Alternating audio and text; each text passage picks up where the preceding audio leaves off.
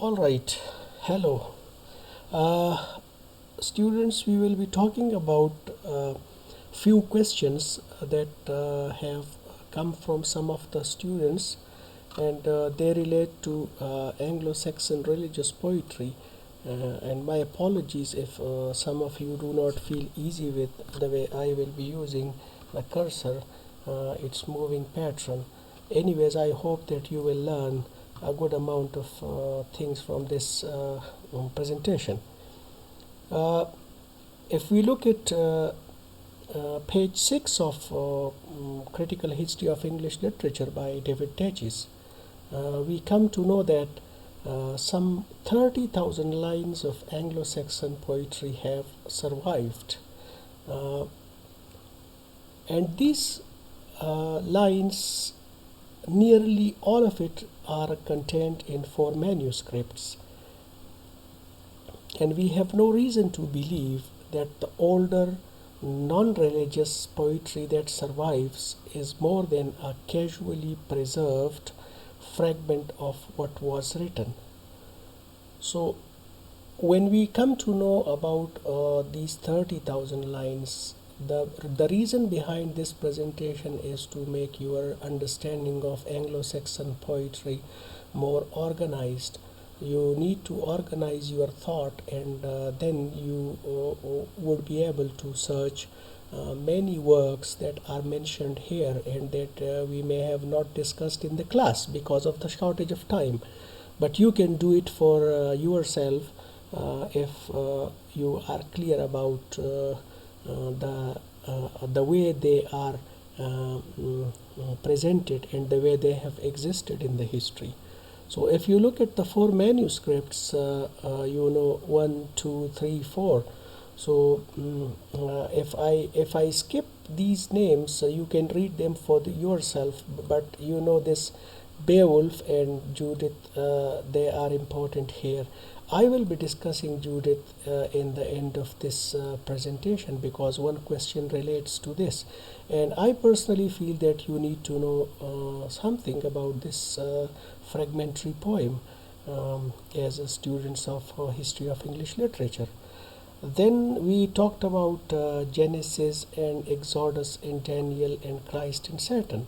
So they are this Junius manuscript, and it's available in this library, and all this information is there for you. You can note it for yourself.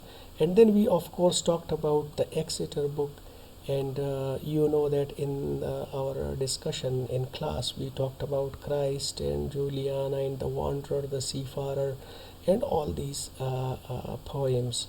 Some of them we discussed the Wanderer and the Seafarer in detail, while we did not talk too much about the rest of them. So you can Google them for yourselves, or maybe you can go to your textbook or other relevant material to find them. And then we have we had the Dream of the Road that we had discussed, and Eileen and the Fate of the Apostles we didn't discuss in the class, so you can search it for yourself. The whole point that I want to establish in this slide is to give you the idea that Anglo-Saxon poetry is organized, exists at present. Presently we have 4 manuscripts that contain most of the bulk of Anglo-Saxon poetry. So this was just to give you a clarifying thought of how do we place and systematically present different works in Anglo-Saxon literature. And this presentation is basically with reference to the writings, not to the writers. And then we come to our next point, and which is more relevant to the question that was raised by a student, and that was related to Judith. But of course her argument was whether the poem was written by Caedmon or Cynewulf. So I hope that after this discussion many things with regard to that will be clear, if you still feel that there are certain clarifications needed, you can post your comment below and you can inform me, and I hope that I will be attending to your question next time. Now, when we talk about Caedmon with reference to David Teches, he mentions that there is only one poem which can be attributed to Caedmon without doubt. Like, we are more than sure that this is the poem, and it's only a 9-line poem. There are 9 lines in that poem, and this is quoted by Bede when he talks about the poet's inspiration to sing about things. Now, what did Caedmon sing about? You know, when you feel like, when you are inspired, what kind of things could come out of your mind, or from your heart. So Bede says that Caedmon would sing about the creation of the world and the origin of mankind and the whole story of Genesis, about the exodus of Israel from Egypt and their entrance into the promised land, about many other stories from Holy Writ, about the incarnation, passion, and ascension into heaven of the Lord, about the coming of the Holy Ghost and the teaching of the apostles. So these are all those subjects which, according to Bede, form the subject matter of the poems or the poetry of Caedmon. Now, when you take these subjects into consideration, we find that there are many Anglo-Saxon poems on these subjects. And this is one reason that for a long time they were held to be Caedmons.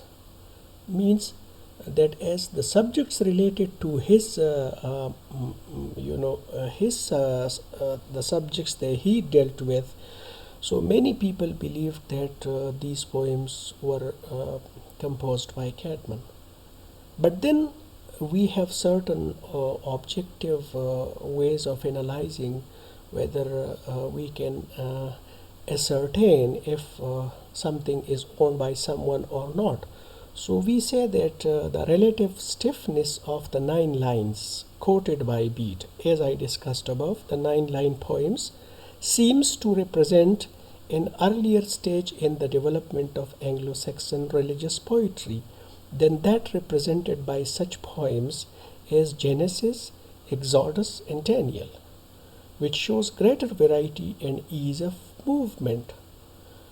So in a sense, when you talk about the poems of Caedmon like Genesis, Exodus, and Daniel, they are different in their linguistic characteristics from those poems which were for a long time attributed to Caedmon. So that creates a kind of a question mark over attributing many other poems to Caedmon.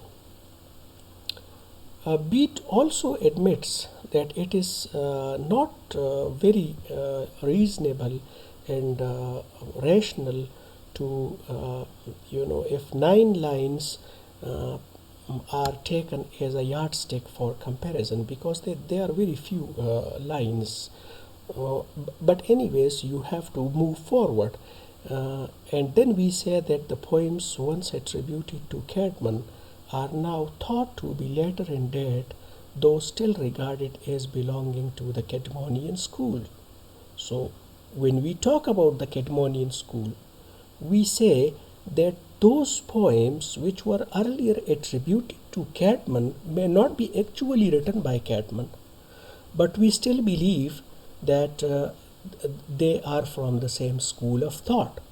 So instead of attributing different Anglo-Saxon poems directly to Caedmon, historians have taken a safer option of attributing them to his school rather than to his person, because you don't have clear-cut evidence from history to justify that this poem is written by Caedmon.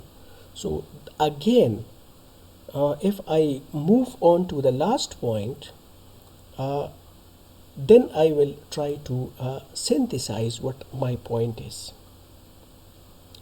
When we talk about Cynewulf, there are 4 Anglo-Saxon poems which are attributed to him, and then the names are there: Christ, Juliana, Eileen, and the Fate of the Apostles. So in a sense, historians like David Dages, they believe that there are evidences in support of attributing some poems to these poets, but then we have not clear-cut evidence to attribute other poems to them. So the list also includes Judith, which is the next point that we are going to discuss. And one student had asked about whether Judith was written by Caedmon or Cynewulf. My personal understanding of history is that it may be safe for us to survive and remain in that area of uncertainty as long as we do not have clear-cut and solid evidence. But you know that we don't have access to many other authentic material, so we go for the safer option, and we do not attribute Judith for the time being to any specific poet. Once this point is established, I would definitely like your attention to know something about this Judith. It is basically a book, and then it has existed or it was written maybe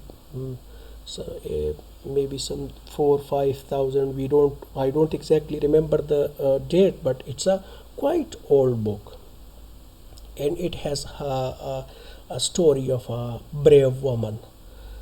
And this Judith that we are discussing as part of Anglo-Saxon religious poetry is basically a poem, and that poem follows that same the book of Judith.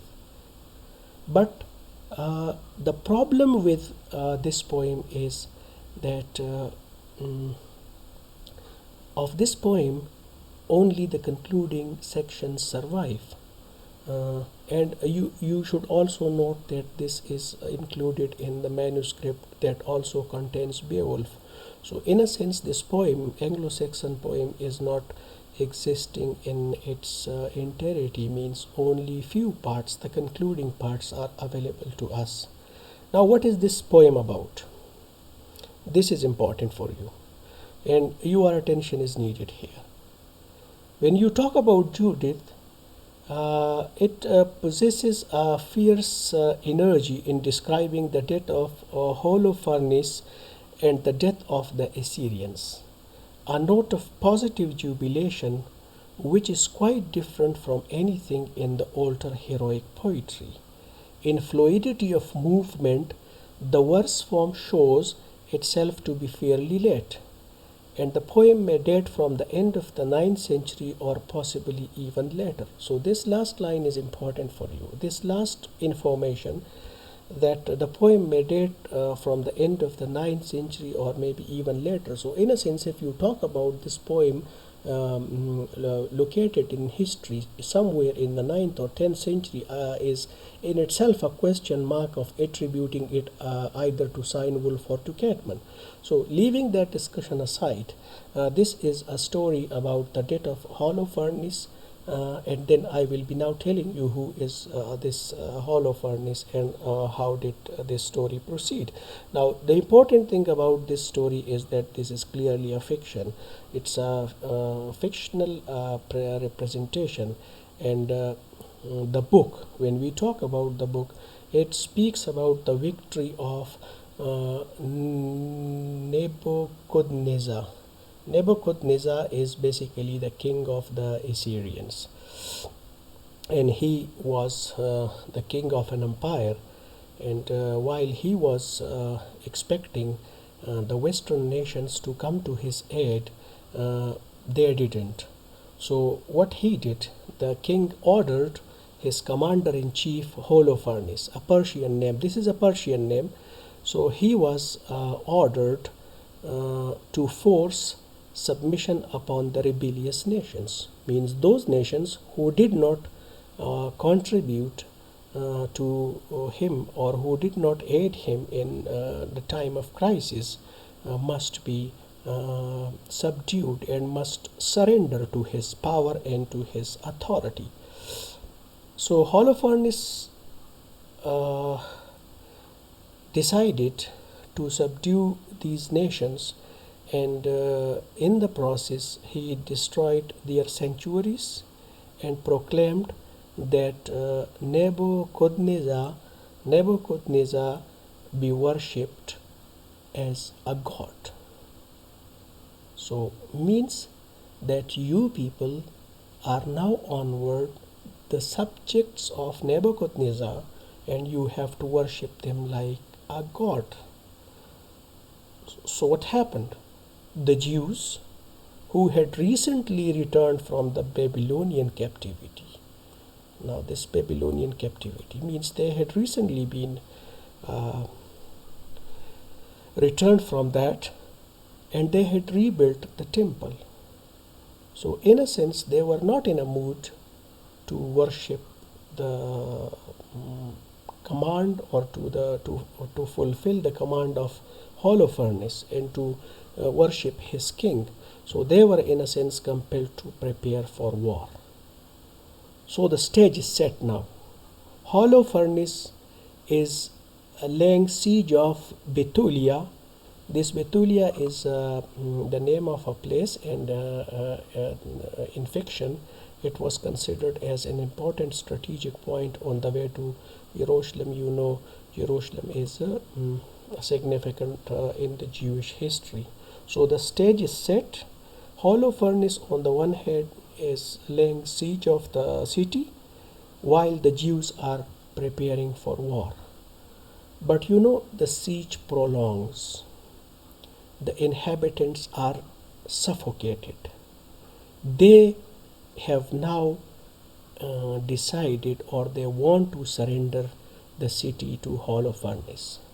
Means they find themselves helpless in the face of the situation, and they want to surrender. But what happens? Judith, she is a widow. She persuades the people to delay the surrender for 5 days. It means that you wait for 5 days, and if nothing happens, nothing comes out of it, then you have your right, your way to decide. You should also know that Judith was a virtuous, pious, and beautiful widow. So she was virtuous, pious, and of course beautiful. Once the people had agreed to her proposal, when they felt convinced that they should wait for 5 days, Judith removed her mourning garments, means the garments in which she with her other city mates were mourning the situation. She removed that, left the city, and entered Holofernes' camp, and she was then brought before him. So she went to the camp of Holofernes. On the 4th day, Holofernes decided to seduce Judith and invited her to come into his tent. He then drank more wine than ever before, after he fell into a drunken stupor or suspension of his senses, means he was no more in his senses. Judith found a chance to cut off his head with his sword, and returned with the head to Bethulia. So she used his sword to cut his head, and she brought his head, the head of Holofernes, to Bithynia. Upon witnessing this situation, the Jews put Holofernes' head outside the city wall, and the following morning, upon learning the death of their commander-in-chief, the Assyrian soldiers dispersed and were pursued by the Jews of Bithynia, and they also, took abundant spoil. And in the end, we are told that the Jews were not threatened again during Judith's lifetime. Means her bravery and courage stopped the Assyrian rulers to look with bad intentions toward the Jews. And it is said that she lived to be up to the age of 105 years, or maybe for long thereafter. So this is all about the story of Judith. So our today's presentation was basically to give you an organized look of how do we historically present religious poetry, and then we talked about Caedmon, and then Cynewulf was also discussed, and Judith in the end was elaborated. The book was there explained to you, and of course that fragmentary poem that survives in the manuscripts of Anglo-Saxon poetry. Now, before leaving, I would ask all the students to note down the names of these authors and the names of these poems or poetical works, and see for themselves on the internet or in their textbooks or the books that they have of history, and determine if any event or story or subject matter is of interest to them. And what they can do is they can share that new piece of information to in the group, or maybe on in the comments box below, to allow other students to add to their knowledge. Have a nice time. Thank you for your time and patience. Bye bye.